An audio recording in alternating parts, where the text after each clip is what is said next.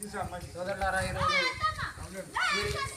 Senior citizens ఆధ్వర్యంలో రాజపేట మండలంలో ఉన్నటువంటి సీనియర్ సిటిజన్స్ వయోవృద్ధుల సంరక్షణ కోసం అని చెప్పి ఈ సీనియర్ సిటిజన్స్ ఆర్గనైజేషన్ ఆధ్వర్యంలో మండల పరిధిలో అనేక గ్రామాల నుంచి ఇవాళ పారుపల్లి గ్రామానికి వచ్చి పారుపల్లి గ్రామంలో ఉన్నటువంటి వయోవృద్ధులను చట్టం మీద వయోవృద్ధుల సంరక్షణ చట్టం మీద అవగాహన కల్పించినటువంటి బృహత్తరమైనటువంటి లక్ష్యంతో ఈ యొక్క సీనియర్ సిటిజన్ అసోసియేషన్ రావడం జరిగింది. వారికి ప్రత్యేకంగా పారుపల్లి గ్రామ ప్రజల పక్షాన ప్రత్యేకమైనటువంటి ధన్యవాదాలు తెలియజేస్తూ, సోదరులారా, మా సమాజంలో తల్లిదండ్రులు అంటే దేవుళ్ళతో సమానమైనటువంటి తల్లిదండ్రులు వయోవృద్ధులు వాళ్ళు తన కుటుంబం బాగుండాలని, తన పిల్లలు బాగుండాలని, తన సమాజంలో తన పిల్లలు తోటి మనుషులతో సమానంగా ఆత్మగౌరవంతో తలెత్తుకొని బతకాలని చెప్పి కోటి ఆశలతోని తల్లిదండ్రులు పిల్లలను సంరక్షించి పిల్లలను ప్రయోజకులను చేసి ప్రయోజకులు అయిన తర్వాత తల్లిదండ్రులను పిల్లలు విస్మరిస్తున్నటువంటి సమాజం వల్ల కోపలుగా జరుగుతూ ఉన్నది. ఏ తల్లిదండ్రులు అయితే పిల్లల నుండి నిరాదరణకు గురవుతూ ఉన్నారో, ఏ తల్లిదండ్రులు అయితే విస్మరించబడుతూ ఉన్నారో, తల్లిదండ్రులు సమస్త ఆస్తినంతా కూడా కూడగట్టి పిల్లలకు సంపాదిస్తే పిల్లలంతా కూడా ఆ తల్లిదండ్రులను విస్మరించి వారిపైన దాడులు జరుగుతూ ఉన్నటువంటి వాళ్ళ సంక్షేమాన్ని విస్మరిస్తున్నటువంటి ఘట్టాలు ఇవాళ సమాజంలో జరుగుతున్నటువంటి పరిణామం.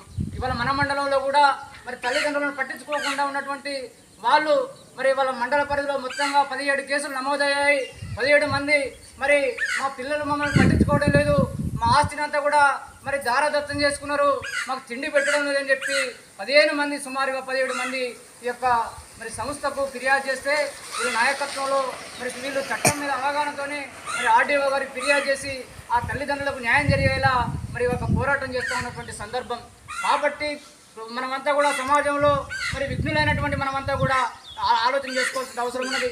తల్లిదండ్రులు వాళ్ళు పిల్లలు బాగుండాలి, ఎంతసేపు నా పిల్లలు బాగుండాలి, మా పిల్లలు ఆత్మగౌరవంతో బతకాలి, గొప్పగా జీవించాలనే కలగంటారు తప్ప వాళ్ళకు గొప్ప ఆశలు ఉండవు.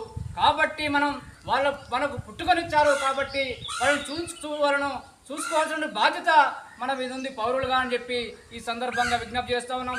ఇందుకోసం కేంద్ర ప్రభుత్వం ఒక చట్టం తెచ్చింది. 2007 సంవత్సరంలో వయోవృద్ధుల పోషణ సంరక్షణ చట్టాన్ని తీసుకొచ్చి తల్లిదండ్రులను పట్టించుకొని వారు ఎవరైతే ఉన్నారో వాళ్ళని చట్టపరంగా చర్యలు తీసుకుంటాం, ఖచ్చితంగా ఆ తల్లిదండ్రులను చూసే బాధ్యత పిల్లలదే అని చెప్పి యొక్క చట్టం రూపకల్పనగా చాలా గొప్పగా ఆ చట్టం రూపకల్పన చేసినటువంటి సందర్భం. కానీ ఆ చట్టం అమలులో కొంత నిర్లక్ష్యం కనబడతా ఉన్నది. చట్టపరంగా వాస్తవానికి ఏ తల్లిదండ్రులు అయితే నిరాదరణ కలుగుతున్నారో ఆ తల్లిదండ్రులకు ముఖ్యంగా తక్కువగా గరిష్టంగా నెలకు 10,000 రూపాయలు ఇవ్వాలని చెప్పి ఆ చట్టంలో సూచించడం జరిగింది. ఖచ్చితంగా ఆ పిల్లలు కనీసంగా తక్కువ ఆ తల్లిదండ్రులకు బట్టల ఖర్చు కోసమో, తిండి ఖర్చు కోసమో, మందుల ఖర్చు కోసమో, కనీస అవసరాలు తీర్చడం కోసం 10,000 రూపాయలు ఇవ్వాలని చెప్పి ఆ చట్టంలో రూపకల్పన చేయడం జరిగింది.